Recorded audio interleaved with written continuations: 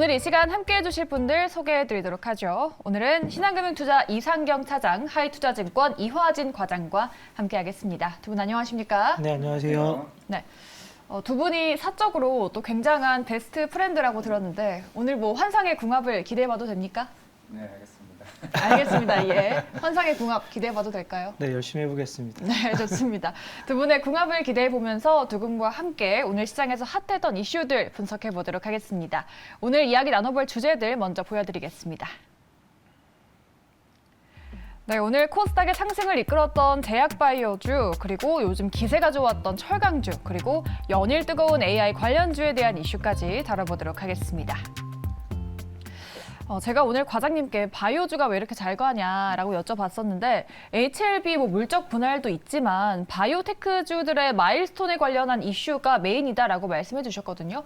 이게 자세히 어떤 이야기인지 한번 들어볼까요? 네, 일단은 1월 달에 이제 JP모건 헬스케어가 네. 큰 행사였지만은 이제 아무런 사실 소득도 없었고 이제 그 정도 조금 부진했다라고 좀 말씀을 드릴 수가 있을 것 같은데, 근데 이게 1월 31일부터 약간 바이오의 흐름이 조금 바뀌기 시작을 했습니다. 첫 번째로 시작했던 거는 일단은 알테오젠의 머크사 같은 경우가 일단은 홈페이지에 일단 게재를 했는데 이제 키트로다 관련해서 임상 상상을 이제 시행한다 얘기가 서서히 나오게 되면서 네. 예전에 라이센스 아웃을 했던 기업이 알테오젠이 있는데, 알테오젠 같은 경우가 그 당시 2020년도에 이제 기술 이전을 했었습니다. 만약에 임상 3상이 머크사가 시작을 한다라고 하게 되면은 그때부터 이제 마일스톤을 수치가 되거든요. 그러면 그만큼 이제 1분기 때부터 이제 실적이 개선된다는 게 눈에 보이기 때문에 서서히 이런 바이오테크주들이라고 하는 레오캠 바이오, 그리고 ABL 바이오 예. 등과 같은 흐름들이 이제 꾸준히 좋았었던 흐름이 나왔었고, 또 그 1월 30일 날 또 그런 휴미라 관련해서 이제 에보브라고 이제 미국 빅파마 회사가 이제 바이오 시밀러 이제 출시를 하게 되면서 이와 관련된 업체들이 덩달아 이제 상승하는 흐름을 보였기 때문에, 물론 이제 세트리올 입장에서는 조금은 이제 경쟁 심화 우려도 있기 때문에 이게 7월 1일부터 이제 플라이마 일단 바이오 시밀러 관련해서 미국 시장으로 첫 진출하는 이제 올해이기 때문에 조금은 이제 최근에 바이오 시밀러 같은 경우는 가격 인하 단가 나 이제 관련된 경쟁력 이슈로 인해서 조금은 좋지는 않을 수는 있겠지만은 결국에는 이제 바이오 산업 자체로서는 조금 긍정적인 흐름으로 좀 봐야 되지 않을까라고 생각을 하고 있습니다. 네. 전반적으로 지금 바이오 테크들주 같은 경우는 레오캠 바이오도 12월 말부터 지금 이제 기술 이전 암젠의 기술 이전 흐름들이 나왔었기 때문에 올해는 좀 상반기에 좀 면역 항암이나 이런 아마케 같은 경우도 꾸준히 있기 때문에 좀 기대를 해봐도 되지 않을까 생각하고 있습니다. 그렇죠. 그렇다면 제약바이오 앞으로의 실적에 대한 부분은 어떨지. 사실 작년에는 제약바이오주가 역대급 실적을 기록을 했었잖아요. 그런데 역대급 실적의 배경이 코로나19로 꼽히면서 이제 올해는 이게 좀 거품이 꺼질 것이다라는 이야기가 나오던데, 올해 제약바이오주들의 전반적인 실적에 대한 부분은 어떻게 보십니까? 전반적으로 제약바이오 좀 영향적인 부분을 받은 게, 최근에는 순환매의 끝, 특히 이제 제약바이오 쪽에서는 의료기기 쪽이 강한 매출에 대한 부분들을 가지고 이런 업종들에 대한 탄력이 굉장히 좋은 흐름인데요.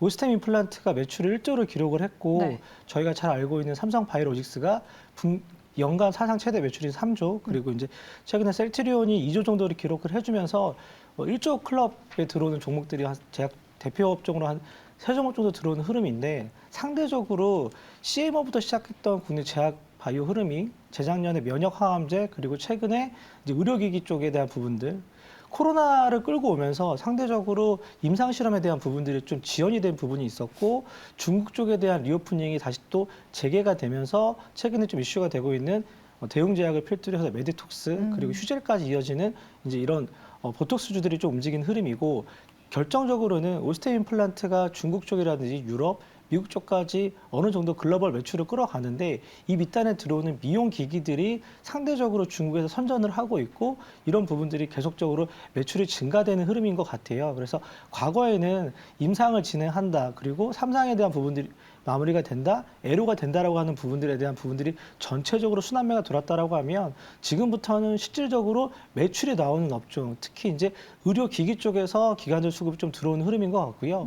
오늘 외국인들 들어온 코스닥 쪽에서는 매수 1위가 이제 HLB가 기록을 했고, 이런 네. 부분들이 영향을 좀 주는 흐름인데, 결정적으로는 쇼커버에 대한 부분들이 굉장히 좀 강하게 반영이 되는 것 같아요. HLB 주주 입장에서는 물적 분할에 대한 부분들을 계속 얘기를 해왔고 요구를 해왔는데 3월 주총을 앞두고 있는 가운데 HLB 쪽에서 이제 선박 그룹에 대한 부분들을 비상장으로 놔두고 네. 이런 부분들을 끌어가는 흐름들을 좀 결정을 해줬고 4월 달에 ACCA라고 하는 아마케를 앞두고 있는 기대감이 상대적으로는 이런 부분들까지 반영이 되면서 좀 주가가 움직이는 흐름이었던 것 같습니다. 네, 좋습니다. 그렇다면은 우리 이화진 과장님은 이 신약 개발 기업들이 실적을 보여줄 때다라고 말씀을 하셨는데 이 성장성을 보여줄 기업을 좀 어떤 걸로 꼽으시겠어요? 일단은 이제 알테오젠을 사실 음. 제가 좀 제일 좋아하는 어떤 회사이기도 한데 네. 물론 이제 머크사 아까 관련했던 이제 마이스톤 수치도 있겠지만은 작년부터 작년 한 7월쯤에 바이오 USA가 열렸을 때 이제 빅파마 한 5군데 6군데에서 실제로 이제 회사와 담당자와 통화를 했었는데 네. 실제로 이와 관련된 미팅이 꾸준하게 나왔고 그런 물질 이전 계약을 맺으면서 한 원래 작년 하반기쯤에 추가 기술 이전에 대한 기대가 얘기가 나왔었는데 이게 자꾸 어느 정도 시기가 어느 정도 다를 수는 있습니다. 어쩌면 빅파마가 테스트를 해보고 이건 정말 괜찮은 것 같네. 우리 너네 거 한번 추가 기술 이전해볼래?라고 일단 했던 부분이기 때문에 이 회사 가지고 있는 SC 제형 플랫폼 같은 경우는 지금 전 세계적으로 할로자임 회사 말고는 이제 알테오젠 2회사밖에 없습니다. 그렇기 때문에 추후에 이와 관련된 뭐 간암이나 이와 관련 치료제 같은 경우는 SC 제형 플랫폼이 필요한 회사가 제가 봤을 때는 꾸준히 올해는 많이 나올 수 있을 것으로 보고 있거든요.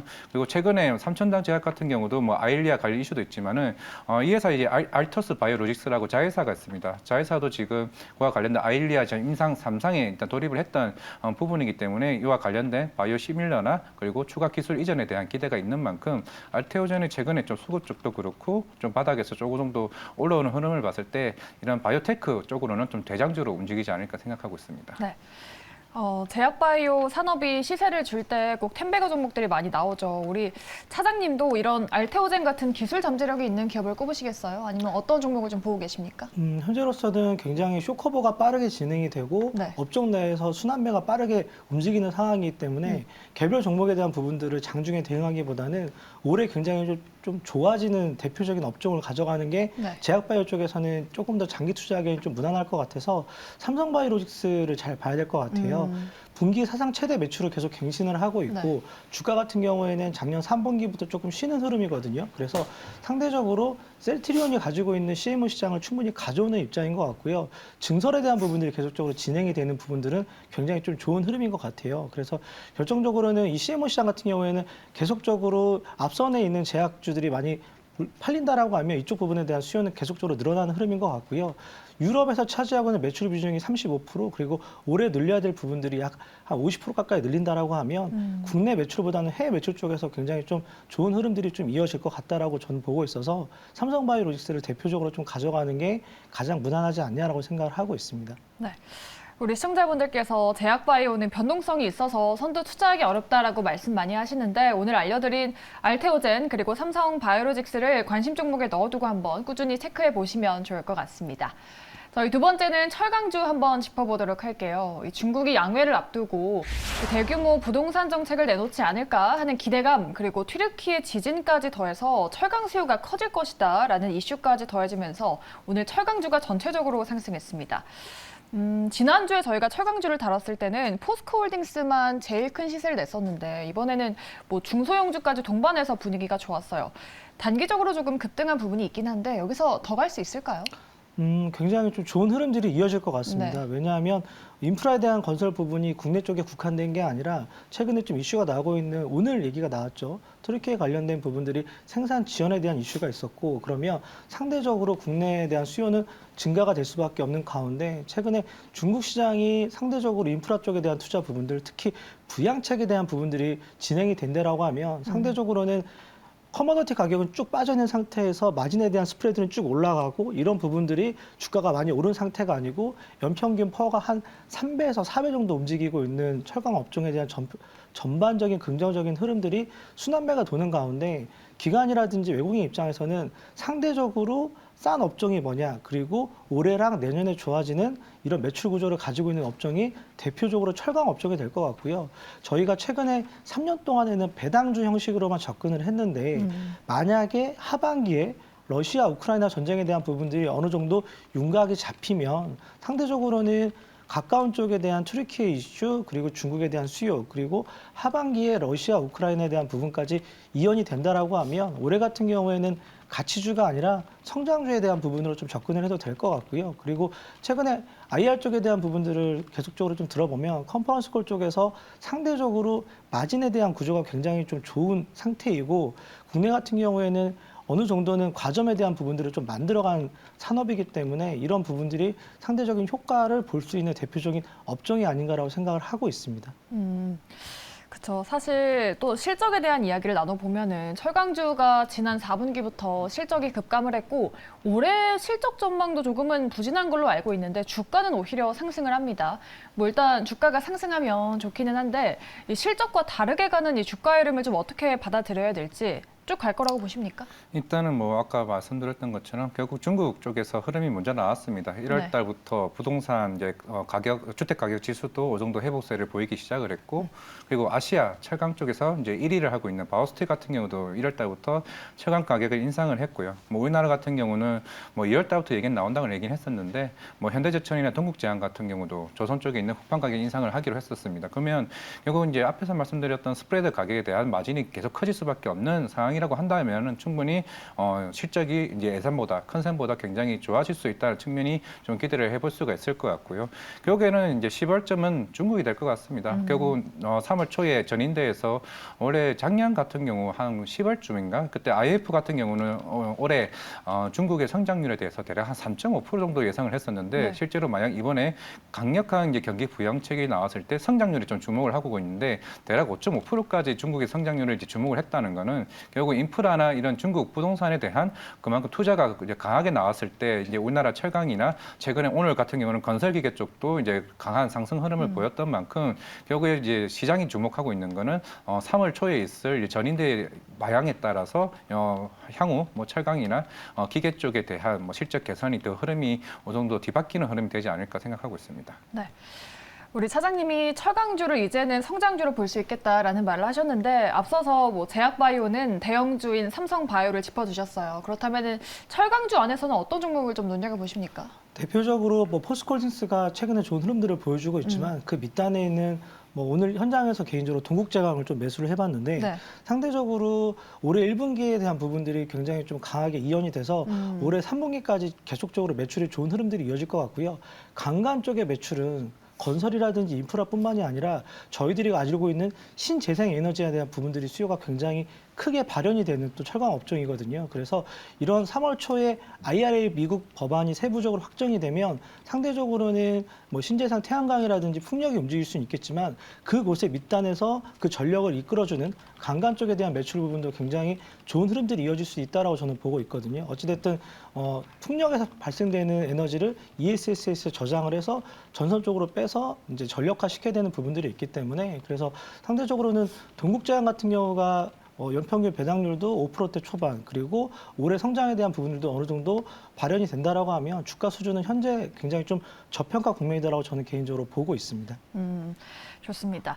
철강주는 튀르키예 지진뿐만 아니라 중국의 인프라 투자 확대에 대한 이슈도 눈여겨봐야 될 것 같습니다. 그 안에서 우리 차장님은 동국제강을 탑픽으로 꼽아주셨습니다. 여러분 투자하실 때 잘 참고해 보시기 바라겠고요. 저희 세 번째는 AI 테마도 한번 짚어보도록 하겠습니다. AI 관련된 이슈가 연일 뜨겁습니다. 오늘은 우리 정부에서 전 국민의 AI 일상화에 앞장서겠다라고 했죠. 뭐 인공지능 의사를 도입하겠다라고 했는데 이제 뭐 AI 친구나 AI 애완견도 나올 기세입니다. 나오면 좀 입양하시겠어요? 네, 저는 입양했습니다. 네, 저도 강아지를 되게 좋아하는 입장으로 기대가 되는데 어쨌든 뭐 지난주에는 저희가 메타버스 SNS인 본디 얘기할 때는 단기 테마다라고 말씀을 하셨었는데 이번에는 뭐 정부랑 엮이는 거니까 뭔가 모멘텀을 더 받을 수 있지 않을까 생각하거든요. 어떻게 보십니까? 생각보다 오늘 뭐 이지케어텍이나 뭐 유비케어 같은 경우는 큰 시세는 흐름은 나오진 않았는데 뭐 이 종목 같은 경우는 예전부터 비대면 관련된 의료 관련 이슈가 계속 나왔긴 했었습니다만은 물론 오늘 나왔던 내용들 중에서는 사실 이것보다는 로봇주들이 오히려 시장의 시세를 더 많이 받았던 것 같습니다. 결국에 의료용 AI 같은 경우는 사실 현실성에 대한 부분이나 조금은 좀 체크를 해봐야 되지 않을까라고 생각을 하고 있는 상황이라고 생각을 하고 있고, 그래서 오늘 모빌리티, 뭐 UAM이나 이제 로봇 관련주들이 좀 막판에 시장을 좀 했었던 것 같고, 뭐 이지케어텍을 그래서 아까 저 여기 오면서 이지케어텍이나 유비케어를 좀 보면서도 결국 이런 제도적인 완화 부분이 좀 더 추후에 좀 더 세부적인 흐름이 나와야 좀 시장이 움직이지 않을까 좀 생각을 하고 있고, 물론 최근에 AI들이 흐름들이 이제 대기업들부터 꾸준히 나오고 있죠. 삼성전자부터 챗 GPT 같은 경우는 핸드폰에 갤럭시에 탑재한다 그러고, SK텔레콤 같은 경우도 실제로 통신사에 요금제에 대한 포함을 시키면서 서비스를 좀 빠르게 좀 나올 것으로 보이고 있는데, 만약 3월에 네이버 GPT, 서치 GPT가 나온다고 가정을 한다 그러면은 충분히 AI 관련주들은 이런 흐름들이 하나씩 뒤바뀌지 않을까 생각하고 있습니다. 그렇죠. 최근에 뭐 셀바스 A나 솔트로스 같은 관련주 보면은 정말 너무 많이 올라서 바라만 보고 있었는데 조금 조정받더니 다시 2차 급등하고 그러잖아요. 뭐 지금 눈여겨볼 종목이 있을지 아니면 조금 조정을 기다려야 될지 어떻게 전략을 좀 짜시겠어요? 아마 올해 집권 정부 2년차를 맞이해서 네. 정부 정책에 기인하는 종목들, 특히 미국을 중심으로 국내에 영향을 주는 이런 발현되는 정책적인 이슈 같은 경우에는 계속적으로 좀 관심을 가질 필요가 있을 것 같고요. 마이크로소프트가 과거에 검색 엔진을 구글에 뺏기면서 네. 이런 시장에 대한 부분들에 강화되는 부분들, 특히 이제 이런 부분들을 어느 정도는 시장을 선점해야 된다는 이슈를 갖고 반영을 하고 있는 챗 GPT 시장이고요. 국내 같은 경우에는 대표적으로 네이버가 이런 부분들에 있어서 가장 가까이 있는 대표적인 업종인 것 같거든요. 그 밑단에 있는 대표적인 뭐 테마 업종이라고 볼 수 있는 뭐 마인즈랩이라든지 그래서 기타 등등에 대한 작은 종목들은 관심은 가지되 정책에 대한 부분들이 반영이 될 때마다 주가가 좀 변동성이 좀 크게 발현이 될 수 있을 것 같고요. 상대적으로는 오히려 미국 시장에 상장되어 있는 ETF라든지 네. 그리고 뭐 대표적으로 마이크로소프트 그리고 국내 네이버에 대한 부분들을 조금 확신을 갖고 가져가는 부분들이 조금 더 편할 것 같고요. 챗 GPT 빔이라고 하는 부분들은 구현을 해보고 써보면 이제 시작이 되는 스타트업 개념이 아니라 이제 완성을 하고 있는 들어가는 성장에서 성숙기로 가고 있는 산업에 대한 부분들을 길게 보고 투자하는 관점이다라고 봐야 될 것 같거든요. 그래서 계속적으로 올해 같은 경우에는 이런 부분들에 대해서 관심을 가지고 지켜봐야 될 것 같습니다. 그러면 만약에 뭐 테마적인 습성이 있다면 보유자분들은 지금은 차익 실현을 할 타이밍일까요?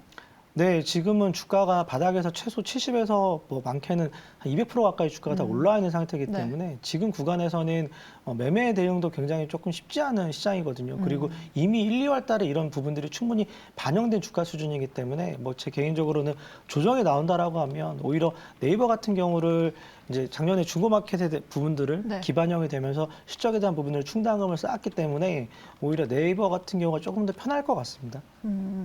좋습니다. 우리 과장님도 베스트 프렌드 의견에 동의를 하시는지 지금 주가적으로 부담은 있지만 새로운 이슈가 나오면서 후속주들이 자꾸 키 맞추기가 나오는 상황이잖아요. 네. 지금 눈여겨볼 만한 종목은 따로 없을까요? 오늘 그 관련된 기사를 저도 한 4-5번을 봐도 이해를 안 되다가 네. 이제 마지막에 교육도 관련을 했었습니다. 그 AI 관련해서 그와 관련된 종목이 위세 아이텍이라는 종목이거든요. 실제로 공공기관에 실제로 제품을 납품하고 있는 위세 아이텍 같은 경우 공공기관에만 70% 정도 납품을 하고 있습니다. 그만큼 추후에 작년 같은 경우에도 디지털 플랫폼에 관련된 대략 5대 과제에 대해서 윤석열 정부에서도 언급을 했던 만큼 가장 큰 수혜자라고 좀 보일 수가 있을 것 같고, 실제로 실적도 계속 흑자로 계속 꾸준하게 나오고 있는 업체라고 본다고 되면은 관련 우려용은 모르겠지만은 교육기관이나 공공기관, 금융기관에 납품을 하고 있는 위세 아이텍에 대한 관심이 오히려 즉 여기에 오늘 나왔던 기사들 중에서는 가장 큰 수혜가 되지 않을까 생각하고 있습니다. 네, 좋습니다. 이렇게 오늘 시장 안에서 점검을 해봐야 될 이슈들 3가지 정리해봤고요. 다음으로는 종목 3가지도 내일 어떻게 흘러갈지 분석해 보도록 하겠습니다. 종목 만나보시죠. 네, 오늘 올라왔던 SKC, 그리고 제주맥주, 그리고 마지막으로는 HLB까지 이슈 정리해 보도록 하겠습니다. SKC가 자회사인 SK넥실리스가 노스볼트와 1조 4천억 원 규모의 동박 공급 계약을 체결했다라고 밝혔습니다. 이 기사가 나고 나서 오늘 아침에 갭상승했다가 윗꼬리를 조금 달고 내려왔습니다. 이 뉴스를 보고 이제 본격적으로 2차 전지 생산을 시작하는 건가 이 생각이 가장 먼저 들었는데, 이 윗꼬리를 어떻게 해석을 해봐야 될지 내일도 SKC가 상승의 힘을 가져갈 수 있을까요? 단기적인 이슈에 좀 반영이 될 것 같아요. 왜냐하면은 상대적으로 롯데 쪽에서 일진 머티리얼즈 인수를 하면서 네. 동박 시장에 대한 부분들이 연평균 40% 성장하는 부분들은 맞고, 그리고 SK 쪽이랑 LG 쪽이랑 좀 좋지 않거든요. 상대적으로 SDI 쪽이랑 일진 쪽이랑 관련된 부분들이 매출을 좀 크게 가져가는 상태인 것 같고, 100% 자회사인 SK 넥실리스 쪽에서는 올해 발현이 되긴 했지만 네. 상대적으로는 단기적으로 어느 정도는 좀 반영이 되는 부분이 있어서 연속성을 가져가기 조금 어렵지 않나 생각을 하고 있습니다. 연속성을 가져가기는 힘들다라고 말씀을 하셨어요. 그렇다면은 우리 과장님은 주가적인 측면에서 지금 접근해 봐도 될지 의견이 궁금한데 뭐 노스볼트랑 중장기 협력을 한다라고 말했으니까 앞으로도 추가적인 수주 소식이 들리지 않을까 싶거든요. 올라갈 일만 남지 않을까 그런 생각이 드는데 주가적으로 어떻게 보십니까? 일단 유럽 쪽 같은 경우는 예전에 이제 브리티시 볼트 같은 경우가 파산하게 되면서 네. 이제 호주의 리차지 회사에 좀 인수되긴 했습니다만은 결국 유럽 쪽 시장에서는 이제 노스볼트가 시장을 거의 빠르게 전유해 나갈 것으로 보이고 있는데 물론 오늘 아침에 나왔던 계약건은 이제 2024년부터 5년간에 대해서 이제 수주를 받을 것으로 보이고 있고 물론 당장의 실적이 당장의 실적은 이제 포함은 되지는 않겠지만은 결국에 추후에 하나하나 이제 동박에 관련된 수주에 따라서 시장이 좀 뒤바뀔 것으로 보이고 있고 이제 올해부터는 이와 관련된 전기차들 특히 유럽 같은 경우도 경기가 조금씩 이제 빠르게 회복될 것으로 보이고 있기 때문에 이런 유럽 완성차 업체들이 이제 수요도 이제 점차적으로 많아지게 되면 노스포트 같은 경우도 추후 SKC와의 추가적인 수주가 좀 나오지 않을까라고 생각을 하고 있고 물론 주가적인 측면에서는 굉장히 주가 많이 바닥이긴 하지만은 뭐 추후에 이런 모습들은 계속 나와야 좀 주가적인 흐름이 나오지 않을까 생각하고 있고 아직까지는 수급적인 측면에서는 조금은 좀 기다려봐야 되지 않을까 생각하고 있습니다. 네. SKC 앞으로 주가 전망에 대해서는 두 분의 의견이 조금 갈렸습니다. 뉴스가 어떻게 나올지 앞으로의 뉴스 플로우를 잘 지켜봐야 될 것 같습니다. 이렇게 SKC에 대한 두 분의 전략도 들어봤고요. 다음으로는 제주 맥주 짚어보도록 하겠습니다. 내 월급 빼고 다 오르는 지금 같은 시대에서 맥주와 소주 가격까지 오른다고 합니다. 지금 소주값이 5,000원인데 이제 6,000원에서 10,000원까지 또 오를 수 있다고 합니다. 정말 안타까운 뉴스인데 이제는 뭐 한 잔 마실 때마다 1,000원이다 하고 네. 마셔야 될 것 같아요. 뭐 자영업자분들께서는 가격 반영이 돼서 주류 가격이 오르면 어느 정도는 매출에 대한 부분들을 끌어갈 수 있겠지만 상대적으로 소비자 입장에서는 좀 네. 부담이 되는 가격 그렇죠. 수준까지 좀 올라오는 것 같아요. 네. 근데 이제 오늘 뭐 제주 맥주가 정부 쪽에서 4월 달에 가세에 대한 부분들을 조금 확대를 하고 이런 부분들이 뭐 주류에 반영이 된다는 기대감이 좀 발현이 된 것 같은데 상대적으로는 뭐 3월 달에 WBC도 앞두고 있잖아요. 네. 그래서 맥주에 대한 수요라든지 리오프닝에 대한 부분들이 계속 진행이 되는데 최근에 뭐 소비주들 특히 이제 과거 농심이라든지 최근에 뭐 삼양홀딩스 대부분의 종목들이 실적이 나오면 주가가 어느 정도 좀 조정 국면에 들어가는 부분들이 좀 이어졌거든요. 그래서 아마 오늘 제주 맥주 같은 경우도 긴 윗꼬리를 달고 내려왔는데 네. 주가는 이런 부분들을 좀 충분히 기반영하는 흐름인 것 같습니다.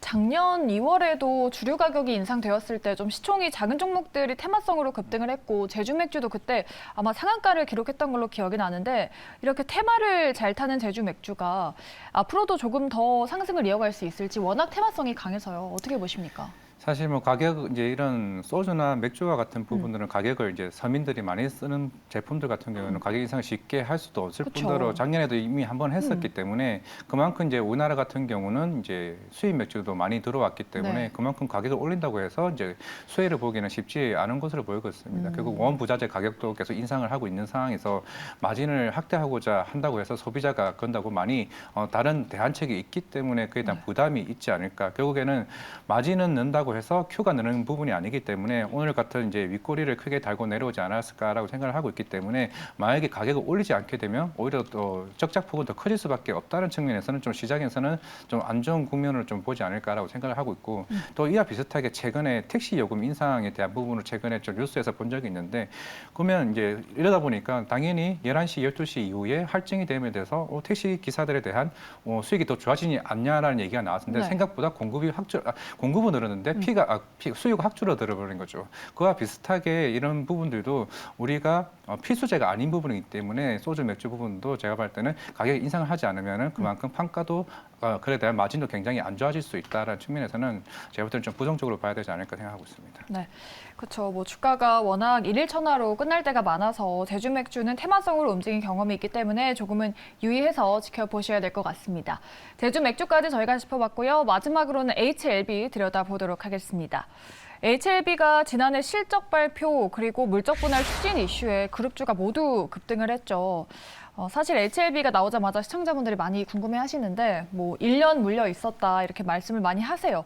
보유자분들 지금 어떻게 대응하시면 좋을까요? 일단 매수 청구 가격보다 주가가 위쪽에서 움직이고 있어서 네. 긍정적으로 봐야 될 것 같고요. 오늘 전체적인 외국계 매수 창구 1위가 HLB 기록을 했고 아마 과거에 이제 이런 부분들이 좀 쇼커버에 반영이 되면 2, 3일 정도 좀 이어지는 흐름들이 있을 것 같거든요. 네. 그래서 내일 정도 주가 흐름을 좀 지켜봐야 될 것 같고요. 그러면 이 다음에 나올 만한 이제 소위 말해서 모멘텀이 있냐라고 봐야 될 것 같다라고 하면 네. 선박회사를 비상장으로 놔두고 이제 면역 항암제 쪽에 대한 부분들을 좀 더 강화시키고 이상 삼상에 대한 부분들을 시장에서 평가를 받겠다라고 하는 게 이제 시장에서 HLB가 추구하고 있는 방향성인데 이런 부분들은 좀 확인을 해봐야 될 것 같아요. 그래서 주가가 많이 쉬었고 현재 시총 같은 경우에는 4조 원대 육박을 하고 있기 때문에 물론 상대적으로 고점 대비해서 주가는 좀 많이 빠져 있는 상태고 그러면 쇼커버에 대한 부분들이 계속적으로 이연이 되냐라고 하는 부분들이 주가에 대한 향방을 좀 정할 것 같다라고 저는 보고 있고 다만 3월달 주총까지는 시간은 좀 있기 때문에 네. 주가 같은 경우에는 그런 부분들이 조금 추가적으로 좀 반영이 된 흐름들이 좀 이어질 것 같다라고 저는 보고 있습니다. HLB에 대한 쇼커버가 계속 들어오냐에 대한 부분이 주가 앞으로의 향방을 결정할 것이다라고 말씀하셨어요. 그렇다면 우리 과장님은 보유자분들께 어떤 전략을 좀 말씀해 주시겠어요? 그 이제 HLB 같은 경우는 작년에 이제 급등했던 이유가 네. 이제 그 당시 이제 리보세라릴 같은 경우도 뭐 간암이나 이제 대장암 같은 인상이 2상, 3상에 대한 긍정적인 통계적 이제 유효성이 굉장히 좋았다는 측면에서는 이제 본업은 이제 긍정적이라고 볼 수가 있을 것 같고 물론 앞에서 말씀하셨던 이제 공매도 관련 여기 주식 매수 선택권으로 인해서 향후 이제 기관들이나 외국인들에 대한 이제 공매도 물량들이 어느 정도 이제 주식 매수 청구권에 대해서 팔 수밖에 없다라고 하면 그런 쇼커블 물량들이 얼마만큼 나올 수 있냐에 따라서 향후 좀 주가적인 탄력적인 흐름이 되지 않을까 생각하고 있습니다. 좋습니다. 하나의 꿀팁을 드리면 네. 가지고 계신 증권사에 내가 만약에 HLB를 대차를 해주면 금리를 얼마를 주냐라고 물어보면 네. 현재 시장에서 HLB 콜을 얼마를 부르고 있는지 확인이 될 것 같아요. 참고적으로 메리츠 종금 금융지주 같은 경우는 최근에 콜을 부르면서 연 20% 이자를 주고 있거든요. 네. 그래서 갖고 계신 분들 같은 경우에는 거래하시는 증권사에 전화해서 대차 거래 이자를 얼마를 주는지 이렇게 본다라고 하면 주가가 어느 정도 더 추가적인 방향성에 대한 부분들을 확신을 가지고 홀딩할 수 있을 것 같아요. 네, 좋습니다. 우리 또 보유자분들을 위해서 우리 사장님께서 꿀팁을 또 안겨주셨습니다. 감사드립니다. 이렇게 두 분의 고수분들과 함께 오늘 핫했던 이슈들과 종목들 많이 알아봤습니다. 두 분은 여기서 인사드리도록 하죠. 신한금융투자 이상경 차장, 하이투자증권 이화진 과장님 수고해 주셨습니다. 두 분 오늘 말씀 고맙습니다. 네, 감사합니다.